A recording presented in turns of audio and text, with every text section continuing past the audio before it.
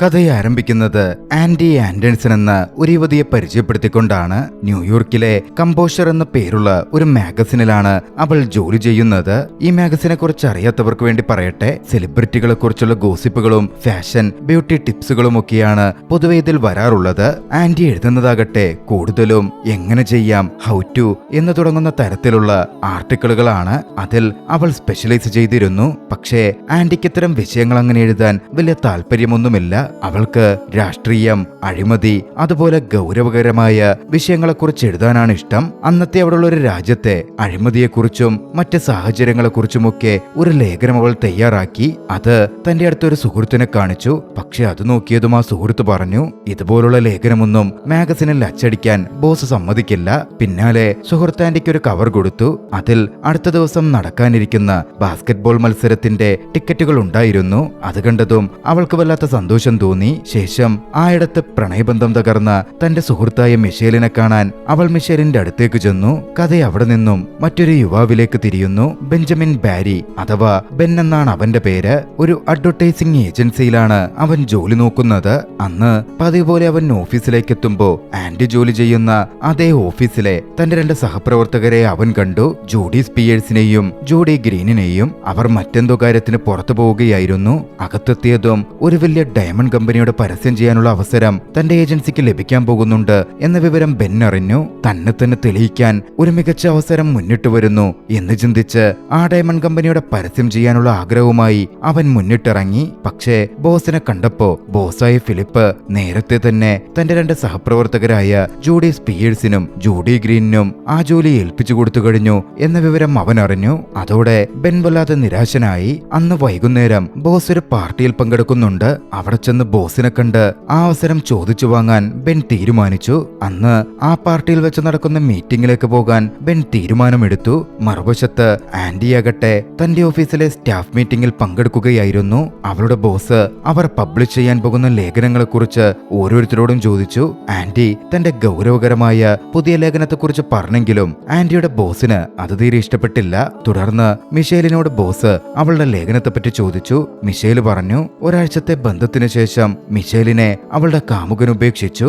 ആ വിഷമത്തിൽ മിഷേലിനൊന്നും എഴുതാൻ സാധിച്ചിട്ടുണ്ടായിരുന്നില്ല. ഉടൻ ബോസിന് ഒരു ആലോചന തോന്നി. ഇത് കൊള്ളാമല്ലോ, എങ്കിൽ ആ ബ്രേക്കപ്പ് തന്നെ ഒരു വിഷയമായി എടുത്ത് അതിനെപ്പറ്റി ഒരു ലേഖനം എഴുതാൻ ബോസ് മിഷേലിനോട് ആവശ്യപ്പെട്ടു. പക്ഷെ അപ്പോഴത്തെ മാനസികാവസ്ഥയിൽ അവൾ അത് പറ്റില്ലെന്ന് പറയുകയാണ്. ഉടൻ ആൻഡി അതിൽ ഇടപെട്ടു. അവൾ പറഞ്ഞു, ഞാൻ ആ ദൗത്യം ഏറ്റെടുക്കാം. ഞാനൊരു 10 ദിവസം ഒരാൺകുട്ടിയെ ഡേറ്റ് ചെയ്യാം. പ്രണയത്തിലായ ശേഷം സാധാരണ പെൺകുട്ടികളും ആൺകുട്ടികളും ബ്രേക്കപ്പ് ആവാൻ പൊതുവെ ഉണ്ടാവുന്ന കാരണങ്ങൾ ഞാൻ പരീക്ഷിച്ചു നോക്കാം. എന്തൊക്കെ തെറ്റുകൾ കൊണ്ടാണ് ആൺകുട്ടികൾ പെൺകുട്ടികളെ പെട്ടെന്ന് ഉപേക്ഷിക്കുന്നത് എന്നതും മനസ്സിലാക്കി അതിനെക്കുറിച്ചൊരു ലേഖനം എഴുതാം. ബോസിനും അത് ഇൻട്രസ്റ്റിംഗ് ആയി തോന്നി. ബോസ് പറഞ്ഞു, 10 ദിവസത്തിനുള്ളിൽ നീ ഒരു ആൺകുട്ടിയെ ഡേറ്റ് ചെയ്ത് അവനെ കൊണ്ട് തന്നെ നിന്നെ ഉപേക്ഷിപ്പിച്ചാൽ പിന്നീട് ആൻഡിക്ക് ഇഷ്ടമുള്ള ഗൗരവകരമായ വിഷയങ്ങൾ എഴുതാൻ താൻ അവളെ അനുവദിക്കാം. ആൻഡി എഴുതാൻ ഉദ്ദേശിക്കുന്ന ആ ലേഖനത്തിന് how to lose a guy in 10 days എന്നവർ പേരിടുകയും ചെയ്തു. മീറ്റിംഗ് അവസാനിച്ചപ്പോ ആൻഡിയുടെ തീരുമാനവും ആ ബെറ്റും വെല്ലുവിളിയുമൊക്കെ സഹപ്രവർത്തകരെല്ലാവരും അറിഞ്ഞിരുന്നു. അന്ന് രാത്രി ആൻഡി തന്റെ സുഹൃത്തുക്കളോടൊപ്പം അടുത്തുള്ള ഒരു റെസ്റ്റോറന്റിൽ പോയി. അവിടെ ഒരു പാർട്ടി ഇറങ്ങിയിരുന്നുണ്ടായിരുന്നു. അവിടെ തന്നെയായിരുന്നു ബെൻ തന്റെ ബോസുമായി മീറ്റിംഗിന് എത്തിയിരുന്നത്. ആൻഡി അവിടെ എത്തിയതും തനിക്ക് പറ്റിയ ഒരു ഇരയെ തിരയാൻ ആരംഭിച്ചു. ബെന്നാകട്ടെ തന്റെ ബോസിനോട് പ്രൊജക്ടിന്റെ കാര്യം സംസാരിക്കുകയാണ്. ഡയമണ്ട് കമ്പനിയുടെ പ്രൊജക്ട് തനിക്ക് നൽകണം എന്നവൻ ആവശ്യപ്പെട്ടു. എന്നാൽ അവിടെ ഇരുന്നിരുന്ന ജൂഡിയായിരുന്നു ഉടൻ മറുപടി പറഞ്ഞത്. പെൺകുട്ടികൾക്ക് ഡയമണ്ട് വിൽക്കുന്നത് അവരെ പ്രണയിക്കുന്നത് പോലെയാണ്. അതത്ര എളുപ്പമുള്ള കാര്യമല്ല. പെൺകുട്ടികളെ എങ്ങനെ പ്രണയിക്കണമെന്ന് എനിക്ക് നന്നായിട്ട് അറിയാം എന്നായിരുന്നു ബെന്നിന്റെ മറുപടി. ആ സമയം ജൂഡി അവിടെ ഉണ്ടായിരുന്ന ആൻഡിയെ കണ്ടു. രാവിലെ ആൻഡി അവരുടെ ഓഫീസിൽ വെച്ച് നടത്തിയ വെല്ലുവിളിയെപ്പറ്റി അന്നങ്ങോട്ടേക്ക് എത്തിയിരുന്ന ജൂഡിക്ക് അറിവുണ്ടായിരുന്നു. അതുകൊണ്ട് അവർ ബെന്നിന് മുമ്പിലേക്ക് ഒരു വെല്ലുവിളി വെച്ചു. അടുത്ത 10 ദിവസത്തിനുള്ളിൽ ഇവിടുള്ള ഏതെങ്കിലും ഒരു പെൺകുട്ടിയെ നിനക്ക് പ്രണയത്തിലാക്കാൻ കഴിഞ്ഞാൽ ഈ പ്രൊജക്ട് നിനക്ക് നൽകാം. ബെന്ന വെല്ലുവിളി ഏറ്റെടുത്തു. ഏത് പെൺകുട്ടിയെ താൻ നോക്കണം, വളച്ചെടുക്കണം എന്ന കാര്യം പറയാൻ അവർ ജൂഡിനോടും കൂട്ടുകാരിയോടും ചോദിച്ചു. ജൂഡി ചൂണ്ടിക്കാണിച്ചത് ആൻഡിയായിരുന്നു. പക്ഷെ ആൻഡി എന്തിനാണ് അങ്ങോട്ടേക്ക് എത്തിയത് എന്ന കാര്യം ബെന്നിനറിയില്ലല്ലോ. ബെൻ ധൈര്യത്തോടെ മുന്നിട്ടിറങ്ങി നേരെ പോയി ആൻഡിയെ ഹിറ്റ് ചെയ്തു. ആൻഡിയും ഒരു കരുവിനെ നോക്കി നടക്കുകയായിരുന്നല്ലോ. ബെന്നിനെ കിട്ടിയതും ബെന്നാണ് അതെന്ന് അവളും ഉറപ്പിച്ചു. അങ്ങനെ അവിടെ വെച്ചവർ തമ്മിൽ പരിചയപ്പെട്ടു.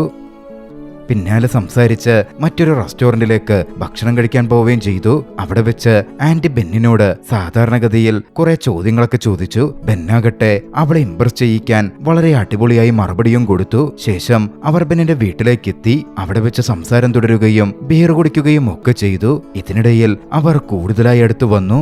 ഇന്റിമേറ്റ് ആവാനുള്ള ഘട്ടത്തിലേക്ക് വരെ കാര്യങ്ങൾ നടന്നു. പക്ഷെ പെട്ടെന്ന് നമ്മൾ തമ്മിലുള്ള ഈ കാര്യങ്ങളൊക്കെ ഒരുപാട് വേഗത്തിലാണ് മുന്നോട്ടേക്ക് പോകുന്നത് എന്ന് പറഞ്ഞ് ബെൻ വേഗം പിന്മാറി. കുറച്ചു കഴിഞ്ഞ് ആന്റി അവിടുന്ന് പോയി. പക്ഷെ പോകുമ്പോൾ ആന്റി തന്റെ ബാഗ് അവിടെ മറന്നു വെച്ചിരുന്നു. അവളത് മനഃപൂർവ്വം മറന്നു വെച്ചതാണ്. അടുത്ത ദിവസം ബെന്നിന് ആ ബാഗ് കിട്ടി. അത് തുറന്നു നോക്കുമ്പോ അതിൽ ബാസ്കറ്റ്ബോൾ മാച്ചിന്റെ ടിക്കറ്റുകൾ ഉണ്ടായിരുന്നു. അവൻ അതിനെപ്പറ്റി കൂട്ടുകാരോട് സംസാരിക്കുകയും ചെയ്തു. ശേഷം അവൻ ആന്റിയെ കോൾ ചെയ്തു. കാര്യങ്ങൾ സംസാരിച്ചു. ബാസ്കറ്റ്ബോൾ മാച്ചിന് പോവാൻ വേണ്ടി ഒടുവിൽ അവരിരുവരും തീരുമാനിച്ചു. ബെൻ എന്ന ആന്റിക്കായി കുറെ ഫ്ലവേഴ്സ് ഒക്കെ അയച്ചു. അവളെ ഇംപ്രസ് ചെയ്യിക്കാനായിരുന്നു അത്. അങ്ങനെ അവരാ കളി കാണാൻ പോയി. നല്ല രീതിയിൽ ആസ്വദിച്ച് ഇരുവരും കളി ആസ്വദിച്ചു. ഒടുവിൽ ഹാഫ് ടൈം എത്തിയപ്പോ ക്യാമറ അവർക്ക് നേരെ വന്നു. ഇരുവരും നല്ലൊരു ചുംബനവും പാസാക്കി വീണ്ടും കളി തുടരുകയായിരുന്നു. പക്ഷേ കളി ആവേശോജ്വലമായ നിമിഷങ്ങളിലേക്ക് കടന്നു. കളിയുടെ അവസാന നിമിഷങ്ങൾ. പക്ഷേ അപ്പോഴാണ് ആന്റി ബെന്നിനോടൊരു ആവശ്യം ഉന്നയിക്കുന്നത്. തനിക്ക് കുടിക്കാൻ വേണ്ടി ഒരു ഡ്രിങ്ക് വേണം. കളി ഏറ്റവും പീക്ക് ടൈമിൽ നിൽക്കുകയാണ്. ബെന്നിന് മനഃപൂർവ്വം പണി കൊടുക്കാനും ബെൻ തന്നെ ബ്രേക്കപ്പ് ചെയ്യട്ടെ എന്ന് വിചാരിച്ചുമായിരുന്നു ആന്റിയുടെ ആ നീക്കങ്ങൾ. പക്ഷേ മറുവശത്ത് ബെന്നിനത് പറ്റില്ലല്ലോ. ദേഷ്യമൊക്കെ വരുന്നുണ്ടെങ്കിലും അതൊക്കെ കടിച്ചു പിടിച്ച് ബെൻ ഡ്രിങ്ക് വാങ്ങാൻ പോയി. അത് വാങ്ങി മടങ്ങിയെത്തി. അവൾക്ക് കൊടുത്തു. പക്ഷെ അപ്പോഴാണ് അവൾ പറയുന്നത്, എനിക്ക് ഈ ഡ്രിങ്ക് അല്ല വേണ്ടത്, മറ്റൊരു ഡ്രിങ്ക് ആണെന്ന്. ബെന്നിന് നല്ല കലി തന്നെ വരുന്നുണ്ട്. പക്ഷേ എന്നാലും ദേഷ്യം പുറത്തു കാണിക്കാതെ അവൻ വീണ്ടും ഡ്രിങ്ക് വാങ്ങാൻ പോയി. അത് വാങ്ങി മടങ്ങിയെത്തിയപ്പോഴേക്കും കളി അവസാനിച്ചിരുന്നു. ബെന്നിന് ഏറെ പ്രിയപ്പെട്ട ആ കളി കാണാൻ കഴിഞ്ഞില്ല. ദേഷ്യമുണ്ടായിരുന്നെങ്കിലും അവനത് പുറത്തു കാണിച്ചില്ല. അവളോട് ദേഷ്യപ്പെട്ടതുമില്ല. ആന്റിക്ക് ബെന്നിന്റെ പെരുമാറ്റത്തിൽ അതിശയം തോന്നാതിരുന്നുമില്ല. അങ്ങനെ അടുത്ത ദിവസം ആന്റി ബെന്നിനെ ഒരു സിനിമയ്ക്ക് പോവാനായി ക്ഷണിച്ചു. ബെന്നും ക്ഷണം സ്വീകരിച്ചു. അവർ തിയേറ്ററിലെത്തി. സിനിമ കണ്ടുകൊണ്ടിരിക്കെ ബെന്നെന്തോ ആലോചനയിലുള്ള പോലെ കുറച്ചിരുന്ന സമയത്ത് ആന്റി അത് അവസരമായിട്ടെടുത്തു. ബെന്നിനടുക്കൽ നീ ഇപ്പോ ഏത് പെണ്ണിനെ പറ്റിയാ ചിന്തിച്ചുകൊണ്ടിരിക്കുന്നത് എന്ന മട്ടിൽ ചോദ്യം ചോദിച്ച് ഒരു വഴക്കങ്ങ് ആരംഭിച്ചു. ബെൻ പറയുന്നതിനൊക്കെ എതിർത്ത് ആന്റി വലിയ തോതിൽ വഴക്കുണ്ടാക്കാൻ തുടങ്ങി. അവർക്ക് പിന്നിലിരുന്ന വ്യക്തിക്ക് മര്യാദക്ക് സിനിമ കാണാൻ പറ്റുന്നുണ്ടായിരുന്നില്ല. അയാൾ അവരിരുവരെയും പുറത്തേക്ക് വിളിച്ചുകൊണ്ടുപോയി. പുറത്തെത്തിയതും പുറത്തുവെച്ച് അയാൾ ബെന്നിനിട്ട് നല്ലൊരു തല്ലും കൊടുത്തു. തല്ലുകൊണ്ട് ബെൻ താഴെ വീണു. ആന്റി ഓടിയെത്തി അവനെ താങ്ങി ആശ്വസിപ്പിച്ചു. എന്തായാലും വന്നും ആന്റി അത്രയൊക്കെ ചെയ്തിട്ടും അവള് കാരണം തല്ലുകൊണ്ടിട്ടും ബെൻ അവളോടൊന്നും പറഞ്ഞതും ദേഷ്യപ്പെട്ടതുമില്ല. അടുത്ത ദിവസം ബെന്നിന്റെ സുഹൃത്ത് ഇതൊക്കെയാറിന് ബെന്നിനടുക്കൽ ചോദിച്ചു, എന്തിനാ നീ ഇതൊക്കെ സഹിച്ചിങ്ങനെ നിൽക്കുന്നത്? 8 ദിവസം കൂടി സഹിച്ചാ മതിയല്ലോ എന്നായിരുന്നു ബെന്നിന്റെ മറുപടി. അന്ന് രാത്രി അവൻ ആന്റിയെ വീട്ടിലേക്ക് ഭക്ഷണത്തിന് ക്ഷണിച്ചു. അന്ന് അവൾക്കായി ഭക്ഷണമുണ്ടാക്കി വെക്കാമെന്നും അവൾ വരുമ്പോ ഭക്ഷണമൊക്കെ കൊടുത്ത് അവളെ ഇംപ്രസ് ചെയ്യിക്കാം എന്നുമായിരുന്നു ബെന്നിന്റെ പദ്ധതി. രാത്രി ഒന്നിച്ച് ടിവിയിലുള്ള ഒരു മാച്ച് കാണാനും അവൻ പദ്ധതിയിട്ടിട്ടുണ്ട്. ഈ സമയം ആന്റി ബെന്നിന്റെ വീട്ടിലേക്ക് വന്നു. ബെന്നടുക്കളയിലായിരിക്കെ താൻ കൊണ്ടുവന്ന ഗിഫ്റ്റ് സാധനങ്ങൾ അവൾ അവന്റെ വീട്ടിൽ വെക്കാൻ തുടങ്ങി. കൂടുതലും സ്ത്രീകൾക്ക് ഇഷ്ടപ്പെടുന്ന തരത്തിലുള്ള ഫെമിനിൻ ഹൈജീൻ പ്രൊഡക്ട്സും പിങ്ക് കവറിംഗ്സും ഒക്കെയായിരുന്നു. ഇതെല്ലാം സ്നേഹം കൊണ്ട് ഗിഫ്റ്റ് ചെയ്യുന്നതാണ് എന്ന മട്ടിലായിരുന്നു അവൾ പറഞ്ഞത്. ഇതൊക്കെ കണ്ട് ബെന്നിന് അത്യാവശ്യം ദേഷ്യം വരുന്നുണ്ടെങ്കിലും അവൻ അതൊക്കെ കടിച്ചു പിടിച്ചു. എന്തായാലും അവൾക്കായി ബെൻ അതിഗംഭീര വിഭവം തന്നെ ഉണ്ടാക്കിയിരുന്നു. പക്ഷേ വിഭവങ്ങൾ വിളമ്പാൻ തുടങ്ങിയപ്പോ അവള് പറഞ്ഞു, ഞാൻ വെജിറ്റേറിയൻ ആണ്, മാംസമൊന്നും കഴിക്കില്ല. അതോടെ മറ്റു വഴികളില്ലാതെ ഡിന്നർ കഴിക്കാൻ അവളെ ഒരു വെജിറ്റേറിയൻ റെസ്റ്റോറന്റിലേക്ക് ബെന്നിനെ കൂട്ടിക്കൊണ്ടു പോകേണ്ടി വന്നു. ബെന്നിനാണെങ്കിൽ അവിടുത്തെ ഭക്ഷണം തീരെ ഇഷ്ടപ്പെട്ടില്ല. അന്നത്തെ മാച്ച് ഒന്നിച്ചു കാണണം എന്ന് ബെൻ ഒരുപാട് ആഗ്രഹിച്ചിരുന്നതായിരുന്നു. ബെന്നിന് ബാസ്കറ്റ്ബോൾ മാച്ച് എന്ന് വെച്ചാൽ ജീവനാണ്. ആന്റിക്കും ബാസ്കറ്റ്ബോൾ മാച്ച് ഒരുപാട് ഇഷ്ടമായിരുന്നു. അവള് റെസ്റ്റോറന്റിലുള്ളപ്പോ ബെൻ കഴിച്ചുകൊണ്ടിരുന്നപ്പോ ഗ്യാപ്പിൽ അവിടുത്തെ കിച്ചണിൽ പോയി സ്കോറും മറ്റും നോക്കി. ബെന്നിന്റെ ഉള്ളിലാണെങ്കിൽ എല്ലാം കൊണ്ടും ദേഷ്യം കനക്കുന്നുണ്ട്. പക്ഷേ പുറത്തു കാണിക്കാൻ പറ്റില്ലല്ലോ. അവനൊക്കെ കടിച്ചു പിടിച്ചു. ആന്റി ആണെങ്കിൽ അവനെ മാക്സിമം ദ്രോഹിച്ച് എങ്ങനെയും അവനെ കൊണ്ട് ബ്രേക്കപ്പ് ചെയ്യിപ്പിക്കണമെന്ന് വിചാരിച്ചാണ് ഓരോന്നും ചെയ്യുന്നത്. അവള് വീണ്ടും വന്നിരുന്ന് വെജിറ്റേറിയൻ ഭക്ഷണം ഒരു രുചിയുമില്ലാത്തതൊക്കെ കഴിക്കാൻ തുടങ്ങി. ആ സമയം ബെൻ അവളോട് എന്തിനാണ് ഇങ്ങനെയുള്ള ഭക്ഷണമൊക്കെ കഴിക്കുന്നത് എന്ന് മട്ടി ചോദിച്ചു. അവളാകട്ടെ അവസരം കിട്ടിയതുപോലെ താൻ തടിവെച്ചാൽ അതെന്റെ ബോയ്ഫ്രണ്ടിന് ഇഷ്ടപ്പെടില്ലല്ലോ, അതുകൊണ്ടാ ഞാൻ ഇങ്ങനെയൊക്കെ കഴിക്കുന്നത്. ബെന്നും അത്തരത്തിൽ തന്നെയല്ലേ എന്ന മട്ടിൽ മറുപടി പറഞ്ഞു. അവിടെ ചുറ്റിലുമുണ്ടായിരുന്ന പെണ്ണുങ്ങൾ ബെന്നിനെ നോക്കുന്നുണ്ടായിരുന്നു. ബെൻ അപമാനിതനായി. പക്ഷേ അവനെപ്പോഴും ദേഷ്യം കാണിച്ചില്ല. അന്ന് അവിടുത്തെ കാര്യങ്ങൾ കഴിഞ്ഞതും ആന്റിയെയും കൂട്ടി ബെൻ അവിടെ നിന്നിറങ്ങി. തിരികെ വീട്ടിലെത്തി മാച്ചിന്റെ ഹൈലൈറ്റ്സും മറ്റും ബെൻ കാണാൻ തുടങ്ങി. ആന്റിയും കൂടെയുണ്ട്. പക്ഷേ കളി കാണുന്നതിനിടയിൽ ബെന്നിനെ ഇറിറ്റേറ്റ് ഇറിറ്റേറ്റ് ചെയ്യിക്കാൻ ആന്റി കളിയുടെ റിസൾട്ട് ഒക്കെ പറയാൻ തുടങ്ങി. നിനക്കെങ്ങനെ ഇതറിയാം എന്ന് ബെന്നു ചോദിച്ചു. പെട്ടെന്ന് വിഷയം മാറ്റാൻ ശ്രമിച്ച ആന്റി അവനടുക്കലേക്ക് അടുപ്പം കാണിച്ച് ഇന്റിമേറ്റ് ആവാനുള്ള ശ്രമങ്ങൾ ആരംഭിച്ചു. ഒരു ഘട്ടത്തിൽ ബെന്നിനെ ഇൻസൾട്ട് ചെയ്യാൻ എന്ന മട്ടിൽ ബെന്നിന്റെ പുരുഷത്വത്തെ പരിഹസിച്ച് ബെന്നിന്റെ പുരുഷാവയവത്തിന് ലിറ്റിൽ പ്രിൻസസ് സോഫിയ എന്ന് പേരിട്ട് വിളിച്ച് കളിയാക്കി. അത് ബെന്നിനെ വല്ലാതെ ദേഷ്യം പിടിപ്പിച്ചിരുന്നു. പരിധികൾ വിട്ട് നിയന്ത്രണം വിട്ട് അവൻ വഴക്കുണ്ടാക്കാൻ തുടങ്ങി. ആന്റിക്കും അതായിരുന്നു വേണ്ടിയിരുന്നത്. ആന്റി അത് കൊഴുപ്പിക്കാൻ ശ്രമിച്ചു. അങ്ങനെയെങ്കിലും ബെൻ തന്നെ ബ്രേക്കപ്പ് ചെയ്യട്ടെ എന്നതായിരുന്നു ആന്റിയുടെ ലക്ഷ്യം. ഒടുവിൽ ആന്റി ബെന്നിന്റെ വീട് വിട്ടിറങ്ങി പോവാൻ തുടങ്ങി. പെട്ടെന്നാണ് ബെന്നിന് സ്വബോധം വന്നത്. തന്റെ പറ്റ് പരാജയപ്പെടുമല്ലോ അത് ചിന്തിച്ചതും അവൻ വേഗം പുറത്തേക്കിറങ്ങിയോടി ആന്റിയുടെ അടുത്തെത്തി. അവിടെ വെച്ച് മുമ്പ് നടന്ന കാര്യങ്ങൾക്കും വഴക്കിനും ക്ഷമ ചോദിച്ച് ഒരു തരത്തിൽ ബ്രേക്കപ്പിനുള്ള കാര്യങ്ങളൊക്കെ ബെൻ ഒഴിവാക്കി. അവർ തമ്മിൽ കോംപ്രമൈസിലുമായി. അടുത്ത ദിവസം ബെൻ തന്റെ സഹപ്രവർത്തകരായ കൂട്ടുകാർക്കൊപ്പം ഇരുന്ന് ഡയമണ്ട് കമ്പനിയുടെ ആഡിനു വേണ്ടി ഒരു ക്യാപ്ഷൻ ആലോചിക്കുകയായിരുന്നു. നല്ലതൊന്നും കിട്ടുന്നുണ്ടായിരുന്നില്ല. അപ്പോഴാണ് അങ്ങോട്ടേക്ക് തന്റെ വളർത്തുനായുമായി ആന്റി കടന്നു വരുന്നത്. അവളെ ബെൻ കൂട്ടുകാർക്ക് പരിചയപ്പെടുത്തി. ആ സമയം കയ്യിലുണ്ടായിരുന്ന നായയെ അവിടുത്തെ പൂൾ ടേബിളിന് മുകളിലേക്ക് ആന്റി നിർത്തി. ശേഷം പറഞ്ഞു, ഇത് ഞങ്ങളുടെ കുട്ടിയാണ്. ബെന്നിനെ അപമാനിക്കുന്ന തരത്തിലായിരുന്നു ആ പറച്ചിൽ. തൊട്ടുപുറകെ ആ പട്ടിക്കുട്ടി ആ ടേബിളിൽ മൂത്രമൊഴിക്കുകയും ചെയ്തു. ആന്റിയാണെങ്കിൽ ഓരോ തരത്തിലും കൂട്ടുകാർക്ക് മുമ്പിൽ വെച്ച് ബെന്നിനെ അപമാനിക്കാനുള്ള ശ്രമങ്ങൾ നടത്തി. പക്ഷേ അവരുടെ സംസാരത്തിനിടയിൽ നിന്ന് ഒരു വാചകം ബെന്നിന് വീണുകിട്ടി. Ladies frost yourself. പിന്നാലെ ബോസിനടുക്കലെത്തി അവനത് അവതരിപ്പിക്കുകയും ചെയ്തു. ബെന്നിന്റെ ആ ക്യാപ്ഷൻ, ആ വാചകം ബോസിന് വല്ലാതെ ഇഷ്ടപ്പെട്ടു. അടുത്ത ദിവസം ആന്റി അടുത്ത പദ്ധതിയുമായിട്ടെത്തി. അവളുടെ കയ്യിൽ ഒരു ആൽബം ഉണ്ടായിരുന്നു. ഫാമിലി ആൽബം എന്നതിൽ എഴുതിയിട്ടുമുണ്ട്, ഇത് നമ്മുടെ ഫ്യൂച്ചർ ചിൽഡ്രൻസിന്റെ ഫോട്ടോസ് ഒക്കെ ഒട്ടിക്കാനുള്ള ഫാമിലി ആൽബമാണ് എന്ന മട്ടിലൊക്കെ അവളങ്ങ് സംസാരിക്കാൻ തുടങ്ങി. ബെന്നിനെ ഇറിറ്റേറ്റ് ചെയ്യലായിരുന്നു ആന്റിയുടെ പ്രധാന ലക്ഷ്യം. ബെൻ ഇറിറ്റേറ്റഡ് ആവുന്നുണ്ടെങ്കിലും അവനത് പുറത്തു കാണിച്ചില്ല. ഇതിനിടയിൽ ആന്റിയാകട്ടെ ബെന്നിന്റെ അമ്മയോട് സംസാരിക്കുകയും മറ്റും ചെയ്യുന്നുണ്ടായിരുന്നു. ബെന്നാകെ കൺഫ്യൂഷനായി. ഈ പെണ്ണ് ഇതെങ്ങോട്ടേക്കായി പോയിക്കൊണ്ടിരിക്കുന്നത് എന്നവൻ ചിന്തിച്ചു നിന്നു. പിന്നീട് അവൻ ബാത്റൂമിൽ പോയപ്പോ ബാത്റൂം മുഴുവൻ ഫെമിനിൻ പ്രൊഡക്റ്റ് കൊണ്ട് നിറഞ്ഞിരിക്കുകയാണ്. ആന്റി കൊണ്ടുവന്ന് വെച്ചിരിക്കുന്നതാണ്. അവൻ ദേഷ്യം കൊണ്ട് വിറച്ചു. പക്ഷേ ഒരു ദേഷ്യവും ആന്റിക്കടുത്ത് അവൻ പ്രകടിപ്പിച്ചതേയില്ല. അന്ന് രാത്രി ഒന്നിച്ച് പുറത്തു പോവാൻ അവർ തീരുമാനിച്ചു. ഫ്രണ്ട് റോയിലെ 2 ടിക്കറ്റുകൾ തന്റെ പക്കലുണ്ട് എന്ന് ആന്റി പറഞ്ഞിരുന്നു. ബെൻ ചിന്തിച്ചത് അത് ബാസ്കറ്റ്ബോൾ മാച്ചിന്റേതാവും എന്ന തരത്തിലായിരുന്നു. പക്ഷേ ആന്റി അവനെ കൊണ്ടുപോയതോ ഒരു റൊമാൻറ്റിക് മൂവിക്ക്, അതും പിങ്ക് വസ്ത്രവും ധരിപ്പിച്ച്. അന്നും വല്ലാതെ ബെൻ ഇറിറ്റേറ്റഡ് ആയെങ്കിലും അവൻ അവളോട് ബ്രേക്കപ്പ് പറയുകയോ അവളെ ഉപേക്ഷിക്കുകയോ ഒന്നും തന്നെ ചെയ്തില്ല. ആന്റിക്കും ഇതിൽ വല്ലാത്ത അതിശയം തോന്നുന്നുണ്ടായിരുന്നു. അടുത്ത ദിവസം ആന്റി സുഹൃത്തുക്കളോട് അതിനെപ്പറ്റി സംസാരിച്ചു. എന്താണ് ഈ ബെൻ തന്നെ ഉപേക്ഷിക്കാത്തതെന്നും മനസ്സിലാവുന്നില്ല എന്ന തരത്തിലും പറഞ്ഞു. അപ്പോഴാണ് അവർ ആന്റിക്ക് ഒരു ഉപദേശം കൊടുത്തത്. ബെൻ അന്ന് സുഹൃത്തുക്കളോടൊപ്പം പോക്കർ കളിക്കാൻ പോകുന്നുണ്ട്. അവിടെ ചെന്ന് ആ കളി അലങ്കോലമാക്കി പ്രശ്നമുണ്ടാക്കാൻ ജോഡിയും ഗ്രീനും അവളെ ഉപദേശിച്ചു. ആന്റി അത് നല്ലൊരു അവസരമായിട്ട് കണ്ടു. ആ ഇടം മനസ്സിലാക്കി അങ്ങോട്ടേക്ക് അപ്രതീക്ഷിതമായി ആന്റി കടന്നു ചെന്നു. ബെന്നിനെ ഇറിറ്റേറ്റ് ചെയ്യാനും കൂട്ടുകാരുടെ മുമ്പിൽ വെച്ച് അപമാനിക്കാനും വേണ്ട എല്ലാ കാര്യങ്ങളും ഓരോന്നോരോന്നായി അവളങ്ങ് ചെയ്തുകൊണ്ടേയിരിക്കുന്നുണ്ടായിരുന്നു. ഒരു ഘട്ടത്തിൽ താൻ അവന് സമ്മാനിച്ച ചെടി ഉണങ്ങിപ്പോയി എന്ന് പറഞ്ഞ് ആ വഴക്കവളങ്ങ് കനപ്പിച്ചു. ഒടുവിൽ സഹികെട്ട് ബെൻ അവളോട് ദേഷ്യപ്പെട്ടു. അവളോട് ബ്രേക്കപ്പും പറഞ്ഞു. ആന്റിക്ക് വേണ്ടിയിരുന്നത് അതാണല്ലോ. അവൾ അത് കേട്ടതും പുറത്തേക്കിറങ്ങി. അപ്പോഴാണ് കൂട്ടുകാർ ബെന്നിനടുക്കൽ 4 ദിവസം കൂടി സഹിച്ചാ മതിയല്ലോ, എങ്ങനെങ്കിലും അതൊന്ന് ഡീല് ചെയ്യുക എന്ന മട്ടിൽ പറയുന്നത്. ബെന്നിനും പെട്ടെന്നായിരുന്നു സ്വബോധം വന്നത്. അവൻ പുറത്തേക്കൂടി ആന്റിയുടെ അടുത്ത് ചെന്ന് സംസാരിച്ചു. ക്ഷമ പറഞ്ഞു. നമുക്ക് ഒരു കപ്പിൾ തെറാപ്പിക്ക് പോകാമെന്നും ഇതൊക്കെ ശരിയാക്കാമെന്ന മട്ടിലും ബെൻ അവളോട് സംസാരിച്ചു. ആന്റിയും ഒടുവിൽ അതിന് സമ്മതിച്ചു. പക്ഷേ ആന്റി അതിലും ബെന്നിനെ ഒന്ന് അപമാനിക്കാൻ തീരുമാനിച്ചിരുന്നു. തന്റെ സുഹൃത്ത് മിഷേലിനെ ഒരു വ്യാജ തെറാപ്പിസ്റ്റായി കാണിച്ച് അങ്ങോട്ടേക്കായിരുന്നു ബെന്നുമായി ആന്റി ചെന്നത്. അവിടെ വെച്ച് മിഷേലിന്റെ സഹായത്തോടെ ആന്റി ബെന്നിനെ പരമാവധി അപമാനിച്ച് സംസാരിച്ചു. അവിടെയും അവർ തമ്മിൽ വഴക്കുണ്ടായി. ഒടുവിൽ മിഷേലിന്റെ നിർദ്ദേശപ്രകാരം അവർ ബെന്നിന്റെ കുടുംബ വീട്ടിലേക്ക് പോയി. ടാറ്റൻ ഐലൻഡിലായിരുന്നു ബെന്നിന്റെ കുടുംബ വീടുണ്ടായിരുന്നത്. അങ്ങോട്ടേക്കെത്തിയ ആന്റി അവിടെ അവന്റെ മുഴുവൻ കുടുംബത്തെയും പരിചയപ്പെട്ടു.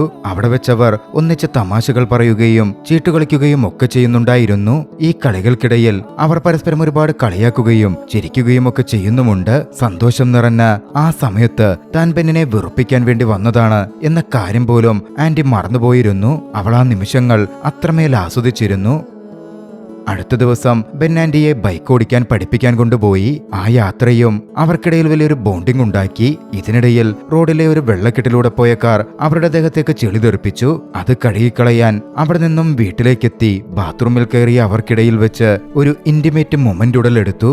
ആൻഡിയുടെ മനസ്സിലെ അഭിനയവും മറ്റുമെല്ലാം മാറി ബെന്നിനോട് അവൾക്കുള്ളിൽ യഥാർത്ഥ പ്രണയം ആരംഭിച്ചിരുന്നു. തിരികെ എത്തിയ ശേഷം ബെൻ ആൻഡിയെ തന്റെ ബോസ് നടത്തുന്ന വലിയ പാർട്ടിയിലേക്ക് ക്ഷണിച്ചു. അവരുടെ ബെറ്റിന്റെ അവസാന ദിവസം അങ്ങോട്ടേക്കെത്തുന്ന ആൻഡിയെ ബോസിന് മുന്നിൽ പരിചയപ്പെടുത്തുകയും അവൾ തന്നെ ശരിക്കും പ്രണയിക്കുന്നുണ്ട് എന്ന് തെളിയിക്കുകയും ചെയ്യുക എന്നതാണ് അപ്പോൾ ബെന്നിന്റെ ലക്ഷ്യം. ആൻഡി പാർട്ടിയിലേക്ക് വരാൻ സമ്മതമറിയിച്ചു. പാർട്ടിക്ക് പോകുന്നതിന് മുമ്പ് ആൻഡി തന്റെ ബോസ് ലാനയെ കണ്ട് തനിക്ക് ഈ ലേഖനം പൂർത്തിയാക്കാൻ കഴിയില്ല എന്ന കാര്യം അറിയിച്ചു.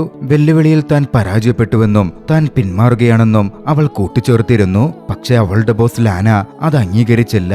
ആ ലേഖനത്തെ പറ്റിയുള്ള കാര്യങ്ങൾ പുറത്തുവിട്ടപ്പോൾ തന്നെ വായനക്കാർ ആകാംക്ഷയിലാണെന്നും അത് എഴുതിയേ തീരൂ എന്നും ലാന നിർബന്ധിക്കുകയായിരുന്നു. അടുത്ത ദിവസമായിരുന്നു പാർട്ടി ഉണ്ടായിരുന്നത്. പാർട്ടിയിലേക്ക് ആൻഡിയെ കൂട്ടിക്കൊണ്ടുപോവാൻ ബെൻ എത്തി. അന്നേ ദിവസം അതിമനോഹരമായിട്ടായിരുന്നു അവൾ ഒരുങ്ങി വന്നത്. അവരിരുവരും പാർട്ടിയിലേക്ക് എത്തി. പാർട്ടിയിൽ വെച്ച് അവൾക്ക് ധരിക്കാനായി വിലപിടിപ്പുള്ള ഒരു ഡയമണ്ട് നെക്ലസ് നൽകപ്പെട്ടു. അവൾ അതീവ സുന്ദരിയായി കാണപ്പെട്ടിരുന്നു. പാർട്ടിക്കിടയിൽ ബെൻ ഒരു ഡ്രിങ്ക് എടുക്കാൻ മാറിയപ്പോൾ ആൻഡി ബെന്നിന്റെ ബോസ് ഫിലിപ്പിനെ കണ്ടു. ഫിലിപ്പ് ആൻഡിയോട് ബെൻ അവളെ സ്നേഹിക്കുന്നുണ്ടോ എന്ന തരത്തിൽ ചോദിച്ചു. അവളൊന്നും മടിച്ചു നിന്നെങ്കിലും അവൾക്ക് ബെന്നിനോട് യഥാർത്ഥ പ്രണയമുണ്ടെന്ന് അവളുടെ മറുപടിയിൽ നിന്നും അവളുടെ ഭാവങ്ങളിൽ നിന്നും ഫിലിപ്പിന് മനസ്സിലായി. പിന്നീട് ബെന്നിനടുത്തെത്തിയപ്പോ ഫിലിപ്പ് ബെന്നിനോട് പറഞ്ഞു, ആ പെൺകുട്ടി നിന്നെ സ്നേഹിക്കുന്നുണ്ട്, നീ വിജയിച്ചു, ഈ പ്രൊജക്ട് ഇനി നിനക്കുള്ളതാണ്. അത് കേട്ടതും ബെന്നിന് വല്ലാത്ത സന്തോഷം തന്നെ തോന്നി. വെല്ലുവിളിയിൽ താൻ വിജയിച്ചിരിക്കുന്നു. പക്ഷേ വെല്ലുവിളിയിൽ പരാജയപ്പെട്ട ബെന്നിന്റെ സഹപ്രവർത്തകർക്ക് അതത്ര ഇഷ്ടപ്പെട്ടില്ല. ആൻഡി എന്തിനാണ് ബെന്നുമായി അടുപ്പത്തിലായതെന്ന സത്യം അറിയുമായിരുന്ന അവർ അത് ചെന്ന് ബെന്നിന്റെ സുഹൃത്തുക്കളോട് പറഞ്ഞു. ബെന്നിന്റെ കാര്യങ്ങൾ ആൻഡിക്ക് അറിയാമെന്നും ആൻഡി ബെന്നിനെ സപ്പോർട്ട് ചെയ്യുക മാത്രമാണ് ചെയ്തിരുന്നതെന്നും അവര് പറഞ്ഞു വെച്ചിരുന്നു. ബെന്നിന്റെ സുഹൃത്തുക്കളാകട്ടെ ആൻഡിയുടെ അടുത്തു ചെന്നു. അവൾക്കെല്ലാം അറിയാമെന്ന മട്ടിൽ ബെന്നിനെ പറ്റിയും ബെന്നിന്റെ വെല്ലുവിളിയെപ്പറ്റിയും ഒക്കെ സംസാരിച്ചു. അപ്പോഴാണ് ആൻഡി ആ സത്യങ്ങൾ മനസ്സിലാക്കുന്നത്. ഇതേസമയം മറുവശത്ത് ആൻഡിയുടെ ബോസ് ലാന ബെന്നിനെ കണ്ടിരുന്നു. ആൻഡിയുടെ ലേഖനത്തെക്കുറിച്ചും വെല്ലുവിളിയെപ്പറ്റിയുള്ള കാര്യങ്ങളും അവർ ബെന്നിനടുക്കൽ പറഞ്ഞു. അതോടെ ഇരുവർക്കും പരസ്പരമുള്ള സത്യങ്ങൾ മനസ്സിലായി. ഒക്കെ അറിഞ്ഞതും ആൻഡിയുടെ ഉള്ളിൽ വല്ലാത്തൊരു ദേഷ്യം ബെന്നിനോട് വന്നിരുന്നു. ബെന്നിനെ അപമാനിക്കാൻ തീരുമാനിച്ച അവൾ പാർട്ടിക്കിടെ സ്റ്റേജിൽ കയറി താനൊരു പാട്ട് തയ്യാറാക്കിയിട്ടുണ്ട്, അത് ബെൻ പാടുമെന്ന് പറഞ്ഞ് ബെന്നിനെ സ്റ്റേജിലേക്ക് വിളിച്ചു. ബെൻ സ്റ്റേജിലേക്ക് എത്തി. പക്ഷെ അവൻ അത്തവണ വിട്ടുകൊടുക്കാൻ തയ്യാറായില്ല. തങ്ങൾ ഒന്നിച്ചു പാടാമെന്നാണ് പറഞ്ഞിരുന്നത് എന്ന് പറഞ്ഞ് അവളെയും ആ പാട്ടിലേക്ക് ബെൻ ചേർത്തു. പാട്ടിനിടയിൽ അവർ പരസ്പരം ചീത്ത വിളിക്കുകയും വഴക്കിടുകയും ഒക്കെ ചെയ്തു. വേദിയിൽ ഇരുവരും നാണം കെട്ടു, അപമാനിതരായി. ഒടുവിൽ ദേഷ്യപ്പെട്ട് ആൻഡി അവിടെ നിന്ന് പുറത്തേക്കിറങ്ങി. ഡയമണ്ട് നെക്ലസ് അവൾ ഊരിക്കൊടുത്തിരുന്നില്ല. പുറത്തെത്തിയിട്ടും ആൻഡിയും ബെന്നും തമ്മിൽ വഴക്ക് തുടരുകയാണ്. അപ്പോൾ അങ്ങോട്ടേക്ക് സെക്യൂരിറ്റി ഗാർഡ് വന്നു.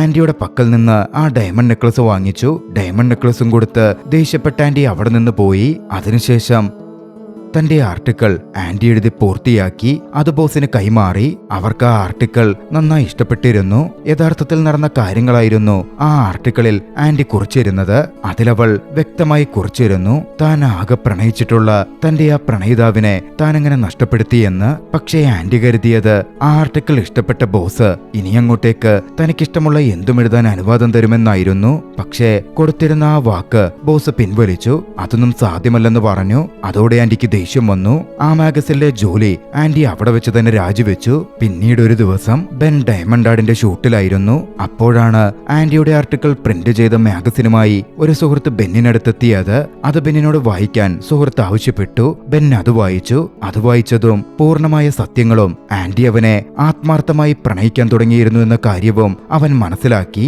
അതോടെ ആൻഡിയോടുണ്ടായിരുന്ന ബെന്നിന്റെ സ്നേഹവും പുറത്തു വന്നു. ആൻഡിയെ തിരഞ്ഞ് ബെൻ അവളുടെ ഓഫീസിലേക്ക് ചെന്നു. പക്ഷെ അവിടെ എത്തിയപ്പോഴാണ് അറിയുന്നത് ആൻഡി ജോലി രാജിവെച്ചു.